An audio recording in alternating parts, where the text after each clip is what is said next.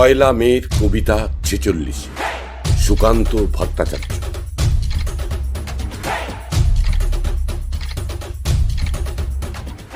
লাল আগুন ছড়িয়ে পড়েছে দিগন্ত থেকে দিগন্তে, কি হবে আর কুকুরের মতো বেঁচে থাকায়? কতদিন তুষ্ট থাকবে আর অপরের ফেলে দেওয়া উচ্ছিষ্ট হাড়ে? মনের কথা ব্যক্ত করবে ক্ষীণ অস্পষ্ট কেউ কেউ শব্দে। ঝুলে পড়া তোমার জিভ শ্বাসে প্রশ্বাসে ক্লান্তি টেনে কাঁপতে থাকবে কত কাল।